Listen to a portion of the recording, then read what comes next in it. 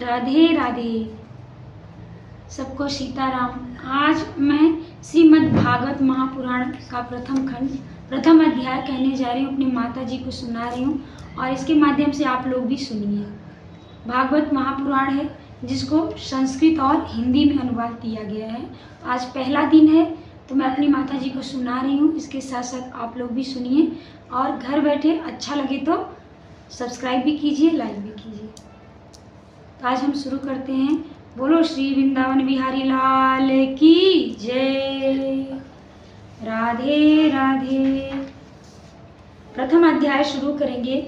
ओम नमो भगवते वासुदेवाय। श्रीमद् भागवत महात्म्य। कृष्णं नारायणं वन्दे, कृष्णं वन्दे ब्रजप्रियं, कृष्णं द्वैपायनं वन्दे, कृष्णं वन्दे पृथासुतम्। बोलो कृष्ण भगवान की जय। गुरुर्ब्रह्मा गुरुर्विष्णु गुरुर्देव महेश्वर, गुरुर् साक्षात् परं ब्रह्म तस्मै श्री गुरुवे नमः। गुरु जी बागेश्वर बालाजी हनुमान की जय। बागेश्वर बालाजी हनुमान को अपना गुरु मानती हूँ। हनुमान जी को तो उनको मैं शस्त्र बार कोट प्रणाम करके उनको साक्षी मान के मैं कथा सुना रही हूँ अपनी माता जी को, आप लोग को भी। तो श्रीमद् भागवत महापुराण जो है इसका महात्म्य बहुत है। इसको जो कोई भी पढ़ता है उसको करोड़ों कपिला गौ दान देने के बराबर एक श्लोक सुनने से फल मिलता है और दृश्य अदृश्य सभी आत्माएं तृप्त हो जाती हैं और इह लोक के तो पाप नष्ट होते हैं, 7 जन्मों के भी पाप नष्ट हो जाते हैं। अच्छा सुनिए, इसका इतना महात्मा है कि आपके जितने भी कर्म होते हैं जन्म के पाप नष्ट होते हैं। पूर्व जन्म के पाप नष्ट के साथ साथ आपके 7 पीढ़ी पितरों के भी पाप को नष्ट कर देता है और मुक्ति प्रदान करता है। तो सोचिए, इतना बड़ा साक्षात भागवत स्वरूप ये श्रीमद् भागवत कथा क्यों नहीं आप लोग पढ़ लेते, सुन लेते और समझ लेते, अपने के साथ साथ अपने पितरों का भी उद्धार कर लेते। तो सुनिए मन लगा के। मैं रोज एक अध्याय कहूँगी और एक अध्याय आपको सुनाऊंगी। तो इसका ये अथ प्रथमो अध्याय है। देवर्षि नारद की भक्ति से भेंट अध्याय है। इसका पहला श्लोक है। सच्चिदानंद रूपाय विश्वोत्पत्त्यादि हेतवे तापत्रय विनाशाय श्री कृष्णाय वयं नमः। बोलो वृंदावन बिहारी लाल की जय। ये पहला श्लोक ही पूरे भागवत महापुराण का सार तत्व है। इसमें इसका अर्थ बताया गया है कि सच्चिदानंद स्वरूप भगवान श्री कृष्ण को हम नमस्कार करते हैं, जो जगत की उत्पत्ति, स्थिति और विनाश के हेतु तथा आध्यात्मिक, आधिदैविक और आदि भौतिक तीनों प्रकार के तापों का नाश करने वाला है। तो वही साक्षात श्री कृष्ण ही समस्त सृष्टि के पालन करता, धरता और संघरता है। उन्हीं का विराट रूप अर्जुन ने देखा था महाभारत के पर्व में। तो आप श्री कृष्ण का ध्यान करते हुए कथा को प्रारंभ कीजिए, श्रवण कीजिए, सुनिए। उस समय की बात है जिस समय से शुकदेव जी का यज्ञोपवीत संस्कार भी नहीं हुआ था तथा लौकिक वैदिक कर्मों के अनुष्ठान का अवसर भी नहीं आया था। तभी उन्हें अकेले ही संन्यास लेने के लिए घर से जाते हुए देखकर उनके पिता व्यास जी विरह से कातर होकर पुकारने लगे, बेटा बेटा, हा पुत्र, तुम कहाँ जा रहे हो? उस समय वृक्षों ने तन्मय होने के कारण श्री शुकदेव जी की ओर से उत्तर दिया था। ऐसे सर्वभूत हृदय स्वरूप श्री शुकदेव जी मुनि को मैं नमस्कार करता हूँ। बोलो श्री शुकदेव जी महाराज की जय। नैमिषेषूतमासीनम विद्यवात्य महामतिम कथामृत सार स्वाद कुशल शौनको ब्रवीत। शौनक जी बोले, सूत जी, शौनक जी एक बार भगवत कथामृत का रसास्वादन करने में कुशल मुनिवर शौनक जी ने नैमिषारण्य क्षेत्र में विराजमान महामती सूत जी को नमस्कार करके उनसे पूछा। ऐसे नैमिषारण्य क्षेत्र में सूत जी से शौनकाद ऋषि पहली बार इस कलयुग में कथा सुन रहे थे। पृथ्वी पर सबसे इस धरती पे कोई सबसे पवित्र तीर्थ है, पवित्र स्थान है, तो वो क्या है? नैमिषारण्य क्षेत्र है। नैमिषारण्य क्षेत्र में ही भगवान सूत जी ने शौनकादि ऋषियों को यह कथा सुनाई थी। हाँ, इसे पल्ला ऐसे करो, यहाँ मुंह देखो तो लो।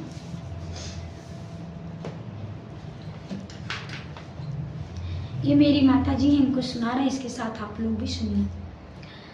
तो श्री सुखदेव जी ने से पूछा जब शौनक जी ने, तो नैमिषारण्य क्षेत्र में आप लोग जाइए, वहाँ पे चक्रा तीर्थ है, वहाँ पे स्नान कीजिए, उसका बड़ा महत्व है।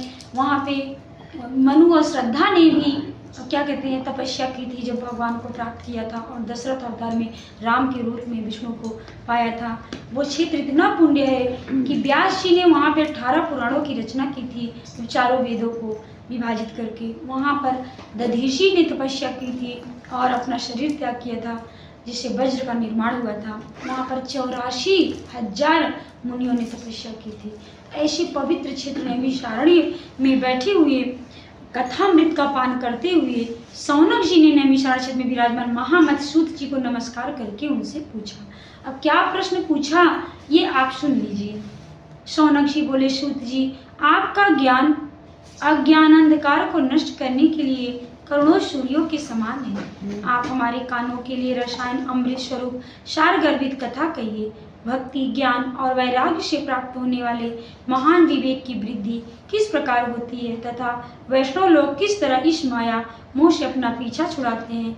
इस घोर कलि काल में जीव प्रायः आश्रय स्वभाव के हो गए हैं। विविध क्लेशों से आक्रांत इन जीवों को शुद्ध दैवी शक्ति संपन्न बनाने का सर्वश्रेष्ठ उपाय क्या है, ऐसा शौनकादि ऋषि ने पूछा।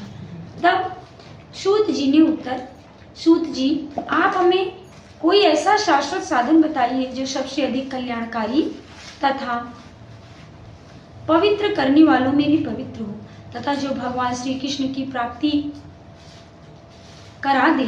चिंतामणि केवल लौकिक सुख दे सकती है और कल्प वृक्ष अधिक से अधिक स्वर्गीय संपत्ति दे सकता है, परंतु गुरुदेव प्रसन्न होकर भगवान का योगी दुर्लभ नित्य वैकुंठ धाम दे देते हैं।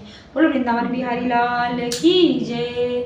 आगे हम कहते हैं कथा, आप कंटिन्यू बने रहिए, दूसरे पार्ट में हम कथा सुनाएंगे इसके आगे।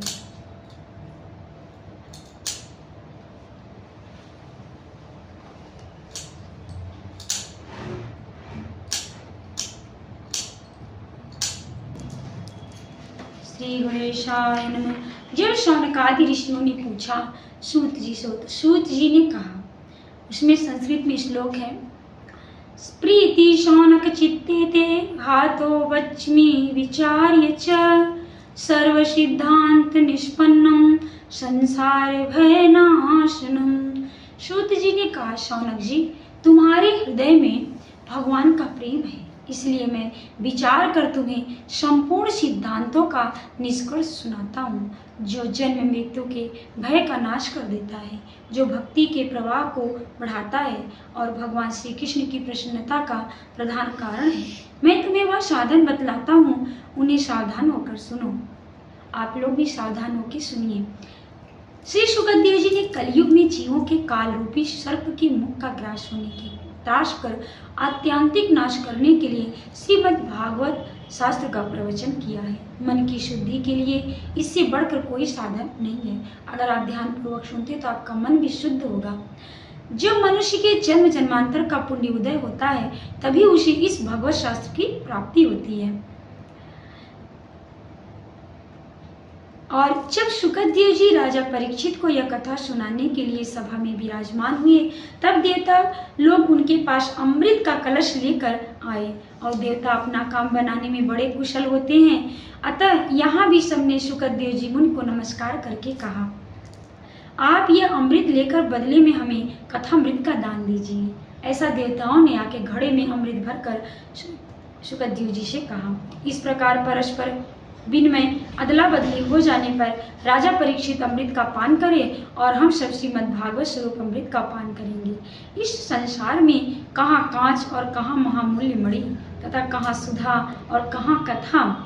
श्री सुखदेव जी ने यह सोचकर उस समय देवताओं की हंसी उड़ा दी। उन्हें भक्ति शून्य कथा का अनाधिकारी जानकर कथामृत का दान नहीं किया। इस प्रकार यह श्रीमद् भागवत की कथा देवताओं को भी दुर्लभ है। अच्छा, एक बात सुनिए, श्री शुकदेव जी ने देवताओं को भी श्रवण करने योग्य नहीं समझा। चित्र को एकाग्र करके निष्ठापूर्वक सम्मान पूर्वक इस कथा को सुनना चाहिए तो पूर्ण फल की प्राप्ति होती है। उन्होंने अमृत को कांच का घड़ा कह दिया और कथा को मणि का श्रेय दिया, उपमा दी। तो देवता ने कहा कि अमृत का घड़ा ले लिया और परीक्षित को जो 7 दिन के अंदर मृत्यु होने वाली है, तो नाक काटने से उनका उद्धार हो जाएगा, वो अमर हो जाएंगे और हम लोग कथा सुन ले। लेकिन श्री शुकदेव जी ने इस अदला बदली को मना कर दिया और कहा कि आप लोग अधिकारी नहीं हो इस कथा सुनने के लिए। पूर्व काल में श्रीमद् भागवत के श्रवण से ही राजा परीक्षित को मुक्ति देकर ब्रह्मा जी को बड़ा आश्चर्य हुआ था। और 7 दिन में अक्सर कहते हैं कि नाक काटने पर प्रेत योनि की प्राप्ति होती है, लेकिन परीक्षित को 7 दिन कथा सुनने के बाद उनको मुक्ति मिल गई। तो इसको सुनकर ब्रह्मा जी भी बड़े आश्चर्य में पड़ गए। उन्होंने सत्यलोक में तराजू बांधकर सब साधनों को तौला, अन्य सभी साधन तौल में हल्के पड़ गए। उन्होंने एक तराजू पर दुनिया के सारे पुण्य को रख दिया और एक तरफ सिर्फ कथा के फल को रख दिया, तो कथा का फल तब भी भारी रहा और सारे पुण्य हल्के पड़ गए। अन्य सभी साधन तौल में हल्के पड़ गए। अपने महत्व के कारण भागवत ही सबसे भारी रहा। यह देखकर सभी ऋषियों को बड़ा विस्मय हुआ, आश्चर्य हुआ। उन्होंने कलयुग में इस भगवत शास्त्र को ही पढ़ने सुनने से तत्काल मोक्ष देने वाला निश्चय किया। अच्छा, ये बात निकल कर आती है कि कथा को जो सुनता है और जो पढ़ता है उसको मोक्ष की प्राप्ति होती है, सरलता और सहजता नहीं। उन्होंने कलयुग में इस भगवत शास्त्र को ही पढ़ने सुनने से तत्काल मोक्ष देने वाला निश्चय किया। सप्ताह विधि से श्रवण करने पर यह निश्चय भक्ति प्रदान करता है, और जो कोई सप्ताह विधि से सुनता है साप्ताहिक कथा, वो तो निश्चय ही मुक्ति पाता है, मोक्ष पाता है। पूर्व काल में इसे दयापरायण सनकादि ने देवर्षि नारद को सुनाया था। पूर्व काल में सनकादि ऋषियों में सनक, सनातन, सनंदन, सनत कुमार, इनको कहते हैं सनातन, इनको कहते हैं हम सनकाद देवर्षि, नारद को सुनाया था। सनकाद ऋषियों ने देवर्षि नारद को कथा सुनाया था। यद्यपि देवर्षि ने पहले ब्रह्मा जी के मुख से इसे श्रवण कर लिया था, तथापि सप्ताह श्रवण की विधि तो उन्हें सनकादि ने ही बताई थी। यद्यपि ब्रह्मा जी ने अपने पुत्र नारद को यह कथा बहुत पहले ही सुना दी थी, लेकिन सनकादि ऋषियों ने नारद जी को साप्ताहिक कथा सुनाने का विधान प्रारंभ किया। शौनक जी ने पूछा कि लोक विग्रह मुक्तस्य नारदस्य स्थिरस्य च विधि श्रवे कुतः प्रीति संयोग कुत्र तैषः। शौनक जी ने पूछा, सांसारिक प्रपंच से मुक्त एवं विचरणशील नारद जी का सनकाद के साथ संयोग कहाँ हुआ और विधि विधान के श्रवण में उनकी प्रीति कैसे हुई। अब यहाँ पे प्रश्न आपके मन में भी उठेगा, हमारे मन में भी, कि नारद जी जब एक बार कथा सुन लिए थे तो दोबारा कैसे उनको कौतूहल हुआ इस साप्ताहिक विधि की कथा को सुनने के लिए, और कैसे उस विधि को पूरा किया, कहाँ सुने, वह स्थान क्या था और क्या प्रसंग था जो उनको दोबारा सुनना पड़ा। तो सूत जी ने ऐसा, शौनकादि ऋषियों ने सूत जी से पूछा कि नारद की कथा हमको बताइए। तब सूत जी ने कहा, अन्यते कीर्तयिष्यामि भक्तियुक्तं कथानकं शुकेन मम यत् प्रोक्तं यः शिष्यं विचार्य च एकदा हि विशालायां चत्वार ऋषयो मला सत्संगार्थं समायाता तादृशस्तत्र नारदम्। सूत जी ने कहा, अब मैं तुम्हें वह भक्तिपूर्ण कथानक सुनाता हूँ जो श्री शुकदेव जी ने मुझे अपना अनन्य शिष्य जानकर एकांत में सुनाया था। एक दिन विशालपुरी में वे चारों निर्मल ऋषि सत्संग के लिए आए। वहां उन्होंने नारद जी को देखा। सनकादि ने पूछा, ब्राह्मण, आपका मुख उदास क्यों हो रहा है? आप चिंतातुर कैसे हैं? इतनी जल्दी आप कहाँ जा रहे हैं और आपका आगमन कहाँ से हो रहा है? इस समय तो आप उस पुरुष के समान व्याकुल जान पड़ते हैं जिसका सारा धन लुट गया हो। आप जैसे आसक्ति रहित पुरुषों के लिए यह उचित नहीं है, इसका कारण बताइए। संत सरल और सहज और प्रसन्न चित्त रहते हैं, और नारद को चिंतातुर देखकर सनकादि ऋषियों ने पूछा ऐसा। तब नारद जी ने कहा, मैं सर्वोत्तम लोक समझकर पृथ्वी में आया था। और यहाँ पुष्कर, प्रयाग, काशी, गोदावरी, नासिक, हरिद्वार, कुरुक्षेत्र, श्रीरंग और सेतुबंधु आदि कई तीर्थों में मैं इधर उधर विचरता रहा, किंतु मुझे कहीं भी मन को संतोष देने वाली शांति नहीं मिली। इस समय अधर्म के सहायक कलयुग ने सारी पृथ्वी को पीड़ित कर रखा है। यहाँ सत्य, तप, शौच, बाहर भीतर की पवित्रता, दया, दान आदि कुछ भी नहीं है। बेचारे जीव केवल अपना पेट पालने में लगे हुए हैं। वे असत्यभाषी, आलसी, मंदबुद्धि, भाग्यहीन, उपद्रवग्रस्त हो गए हैं। जो साधु संत कहे जाते हैं वे पूरे पाखंडी हो गए हैं। देखने में तो विरक्त हैं, किंतु स्त्री, धन आदि सभी का परिग्रह करते हैं। घरों में स्त्रियों का राज्य है। साले सलाहकार बने हुए हैं। लोभ से लोग कन्या विक्रय करते हैं और स्त्री पुरुषों से कलह मचा रहता है। महात्माओं के आश्रम, तीर्थ और नदियों पर यौनों यानी विधर्मियों का अधिकार हो गया है। उन दुष्टों ने बहुत से देवालय भी नष्ट कर दिए हैं। इस समय यहाँ न कोई योगी है और न सिद्ध है, न ज्ञानी है, न सत्कर्म करने वाला ही है। सारे साधन इस समय कलि रूप में दावानल से जलकर भस्म हो गए हैं। इस कलयुग में सभी देववासी बाजारों में अन्न बेचने लगे हैं। ब्राह्मण लोग पैसा लेकर वेद पढ़ाते हैं और स्त्रियां वेश्यावृत्ति से निर्वाह करने लगी हैं। ऐसा श्री नारद ने बताया। बोल वृंदावन बिहारी लाल की जय।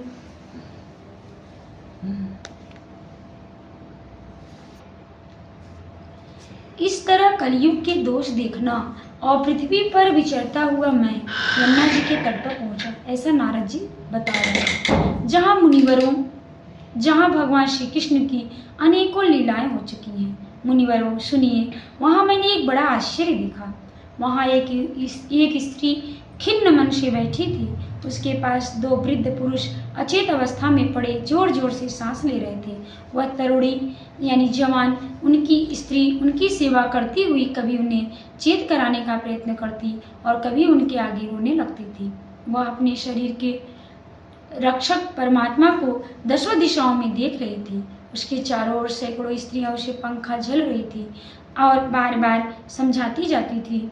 दूर से यह सब चरित्र देखकर मैं कौतूहल बस उसके पास चला गया। मुझे देखकर वह युवती खड़ी हो गई और बड़ी व्याकुल होकर कहने लगी, भो भो क्षणं तिष्ठ, भो भो साधो क्षणं तिष्ठ, मचिन्तामपि नाशय, दर्शनं तव लोकस्य सर्वथाघहरं परम।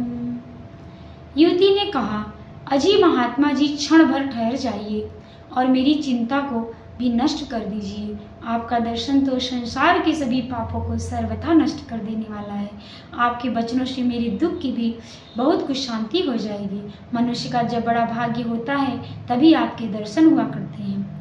नारद जी कहते हैं, उस समय वैसे भी संतों का जीवन में बहुत महत्व है। कहते हैं कि सुत, दारा और लक्ष्मी पापियों के घर हो, संत समागम हरि कथा तुलसी दुर्लभ दो।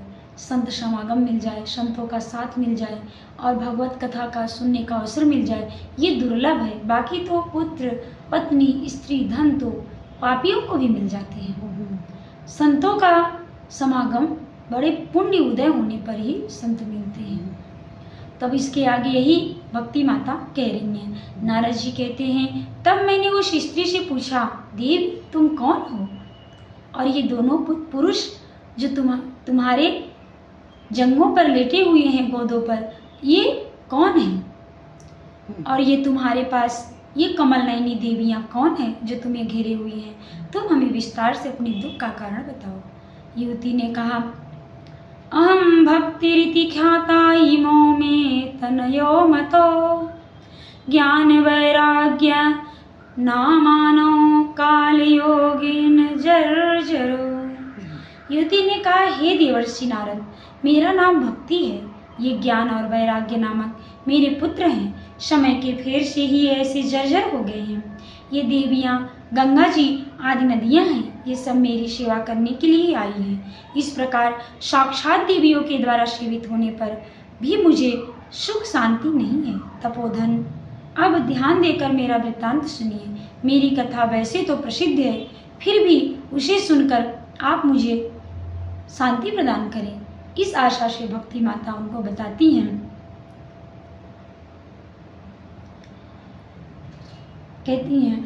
आगे कहती हैं, उत्पन्या द्रविड़ेशाहं वृद्धिं कर्णाटके गता, क्वचिन्त्य महाराष्ट्रे गुर्जरे जीर्णतां गता। भक्ति कहती है कि हे नारद, देवर्षि नारद, मैं द्रविड़ देश में उत्पन्न हुई, कर्नाटक में बड़ी, कहीं कहीं महाराष्ट्र में सम्मानित हुई, किंतु गुजरात में मुझको बुढ़ापे ने आ घेरा। वहाँ घोर कलियुग के प्रभाव से पाखंडियों ने मुझे अंग भंग कर दिया। चिरकाल तक यह अवस्था रहने के कारण मैं अपने पुत्रों के साथ दुर्बल और निस्तेज हो गई। कहते हैं कि अगर आप वैष्णव तिलक धारण किए हो, आप कथा वार्ता कर रहे हो, तो आप पूर्ण वैष्णव रहो, अंदर और बाहर वास्तविक रहो। जैसे आप बाहर से राम नाम जप रहे, ऐसे अंदर से भी रहो, और कोई कुकर्म कुकृत्य नहीं करना चाहिए। ऐसे पाखंडी बहुत ज़्यादा हो गए जो भगवा और चंदन तिलक माला धारण करके भी पाप करने लगे। इससे भक्ति माता खंड खंड हो गई, भक्ति से लोगों का विश्वास होने लगा। अब जब मैं वृंदावन में आई तो वहाँ पर भक्ति अंगभंग कर दिया। चिरकाल तक ये अवस्था रहने के कारण जब मैंने अपने पुत्रों के साथ दुर्बल और निस्तेज हो गई, अब जब मैं वृंदावन आई हूँ तब से पुनः परम सुंदरी स्वरूपवती नवनीति हो गई हूँ।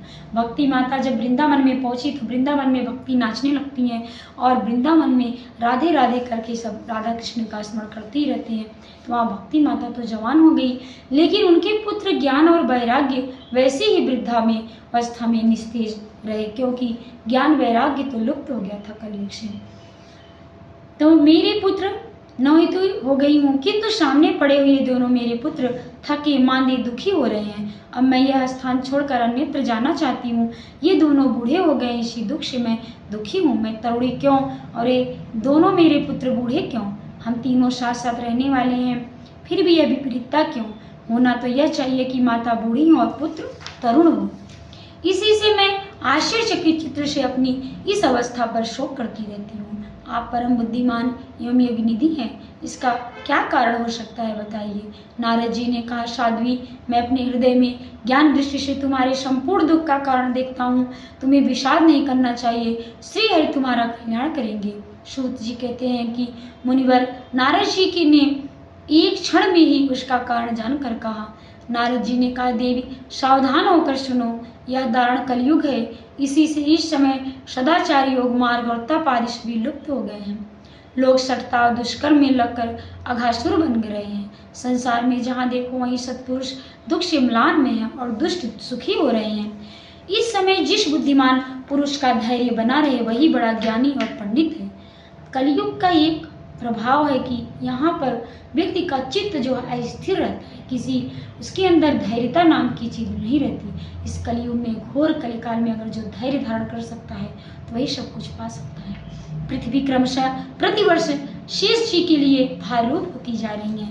अब यह छूने योग्य तो क्या देखने योग्य भी नहीं रह गई है और न इसमें कहीं मंगल ही दिखाई देता है।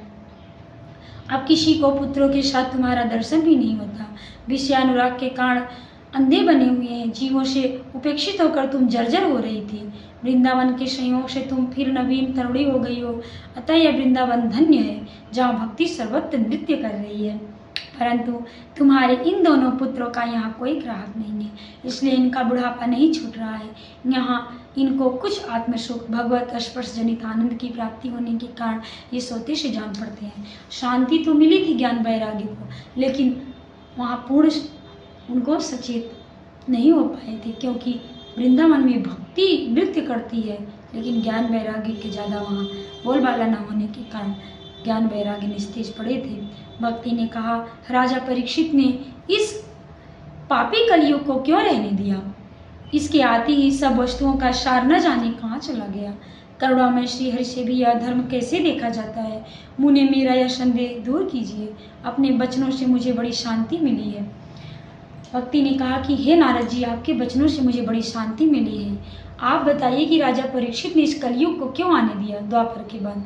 तब नारद जी ने कहा, यदि तुमने पूछा है तो प्रेम से सुनो कल्याणी। हे भक्ति माता, मैं तुम्हें सब बताऊंगा और तुम्हारा दुख दूर हो जाएगा। जिस दिन भगवान श्री कृष्ण इस भूलोक को छोड़कर अपने परम धाम को पधारे, उसी दिन यहाँ संपूर्ण साधनों में बाधा डालने वाला कलयुग आ गया। दिग्विजय के समय राजा परीक्षित की दृष्टि पड़ने पर कलयुग दीन के समान उनकी शरण में आया। भ्रमर के समान सारग्राही राजा ने यह निश्चय किया कि इसका वध मुझे नहीं करना चाहिए, क्योंकि जो फल तपस्या, योग एवं समाधि से भी नहीं मिलता, कलयुग में वही फल श्री हरि कीर्तन से भली भांति मिल जाता है।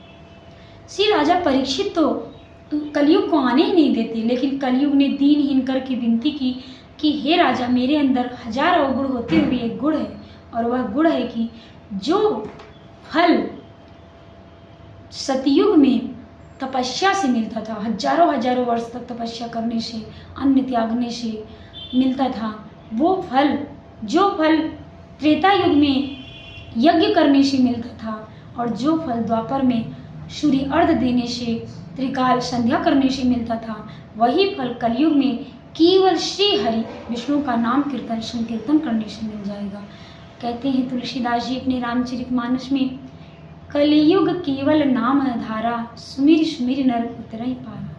तो राम नाम का बड़ा महत्व है। राम ही नहीं, भगवान के जितने नाम हैं, भगवान तो एक ही हैं, रूप नाम अनेक हैं। आपको जो नाम पसंद आए सब भगवान के ही हैं, चाहे तुम सीता कहो, राम कहो, राधा कहो, श्याम कहो, शिव कहो, हनुमान कहो, सब भगवान के नाम है। रूप अनेक, भगवान एक है। तो आप अपनी चॉइस के अनुसार किसी एक नाम को पकड़ लो और दिन रात उसी का स्मरण करो, उसी और वही चित्र, वही रूपरेखा अपने चित्त में बसाए रखो, तो सहज ही कलयुग में भगवत प्राप्ति हो जाएगी और यह लोक के सुख भोग कर अंत में गोल धाम को भी प्राप्ति होगी। ऐसा श्रीमद् भागवत कहता है। देखिए, कलयुग खुद कहा तो राजा परीक्षित ने इतना सरल कलयुग को मुक्ति प्राप्त होगी, मनुष्यों को बहुत कम मेहनत में भगवत प्राप्ति हो जाएगी, ऐसा सोचकर उन्होंने कलयुग को आने दिया। लेकिन कलयुग के धन्य है कलयुग के मानव। उनसे ये भी नहीं कहा जाता, नाम जब भी नहीं किया जाता निरंतर। इतने माया मोह में और वासना में अंधे हो गए हैं कि भगवान बगल में खड़े हैं कि कोई मेरा नाम ले और मैं प्रकट हो जाऊं, फिर भी कोई निरंतर ध्यान पूर्वक नाम नहीं लेता है। कहीं कोई माला जब भी ले रहा है तो चित्त कहीं और चला जाता है। नाम में नाम जप का मतलब होता है नाम रटते रहो और उसी रूप का ध्यान करते रहो जिसका नाम जप रहे हो, और उस ध्यान को हटाओ ना।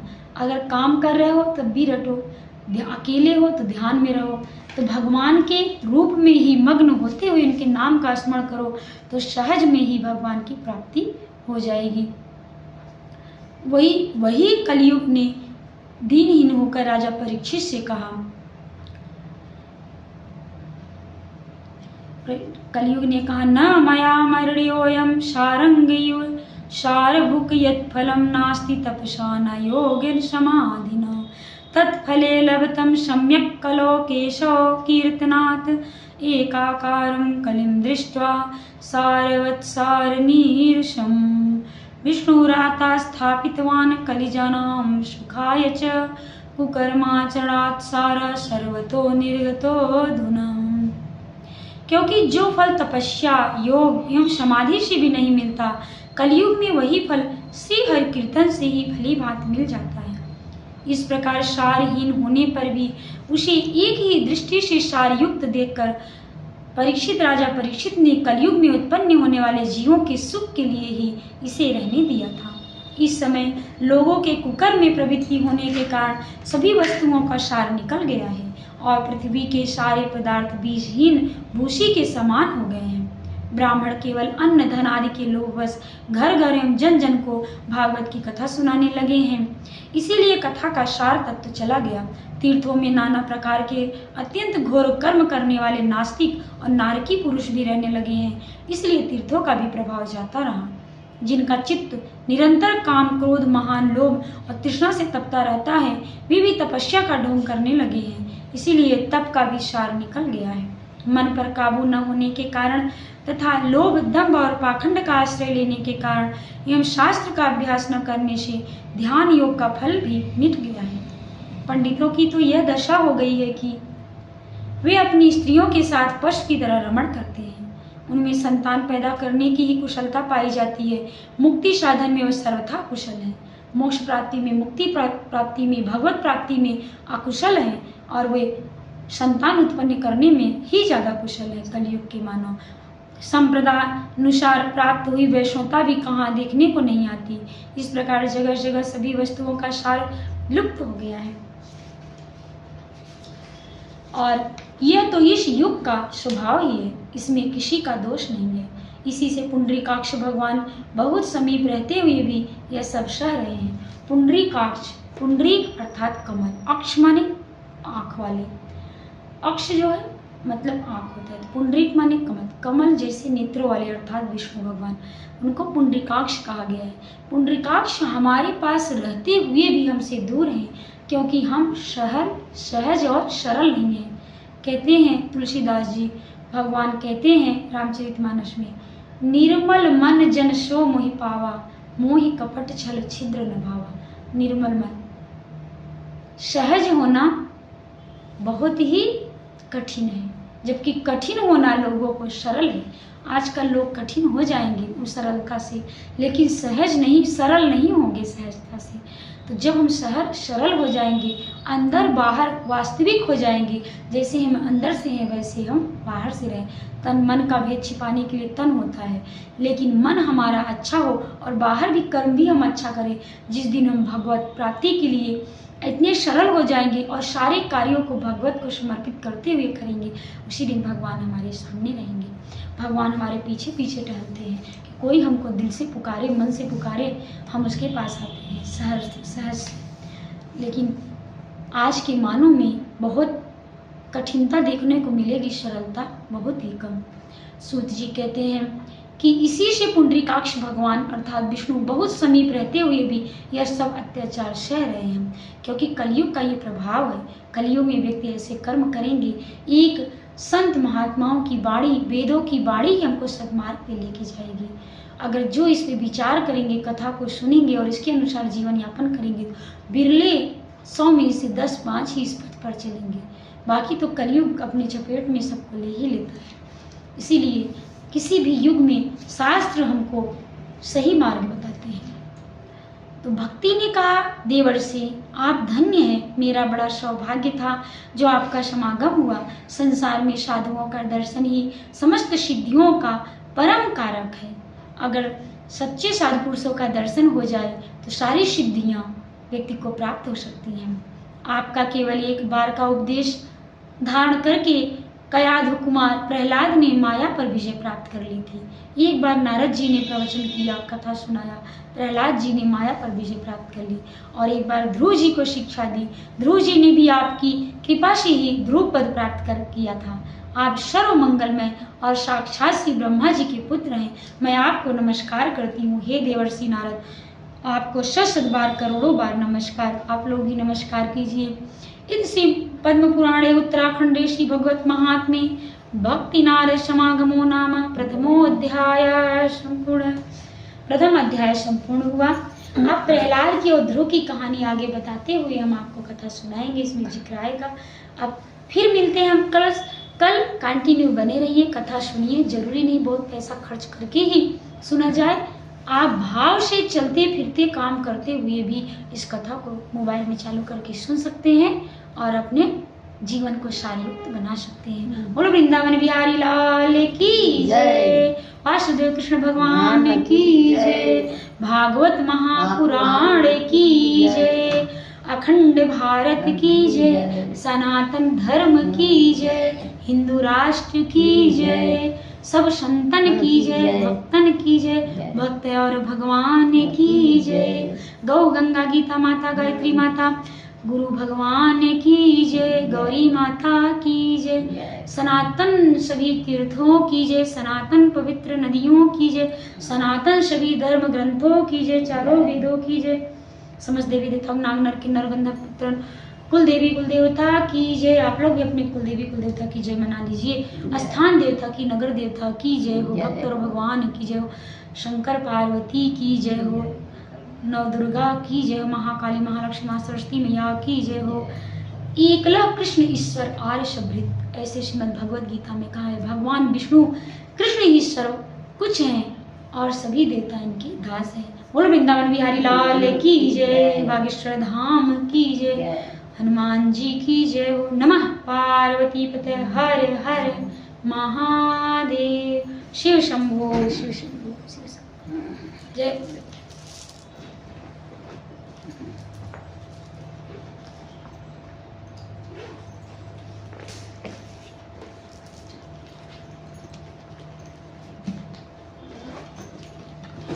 राधे राधे बोल, राधे राधे बोल।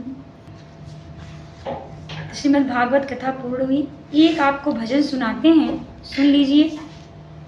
कान्हा की मुरली बजे धीरे धीरे, नम यमुना जी के तीरे, मुझे वृंदावन जाना है। ये मैंने बनाया है भजन, आप लोग सुन लीजिए। कान्हा की मुरली यमुना जी के तीरे, मुझे वृंदावन जाना है। वृंदावन में संतों की टोली, मीठी बाणी सुंदर बोली, ध्यान लगावे मधुबन में, मुझे वृंदावन जाना है। ध्यान लगावे मधुबन में, कृष्ण बसे तन मन में, मुझे वृंदावन जाना है। कान्हा की मुरली बजे धीरे धीरे, नदी के तीरे, मुझे वृंदावन जाना है। वृंदावन में यमुना का तट है, फूलों लताओं से घिरापन घट है। वृंदावन में यमुना का तट है, कदम की डाली से घिरापन घट है। स्नान करूं मैं तन से, नाम जपूं मन मन से, मुझे वृंदावन जाना है। श्यामा की मुरली बजे धीरे धीरे, यमुना जी के तीरे, मुझे वृंदावन जाना है। वृंदावन में बिहारी बसत है, बगल में प्रिया जो राधा हंसत है। दर्शन करूं मैं नयन से, हो दर्शन करूं मैं नयन से, राधे राधे जपूं मन मन से, मुझे वृंदावन जाना है।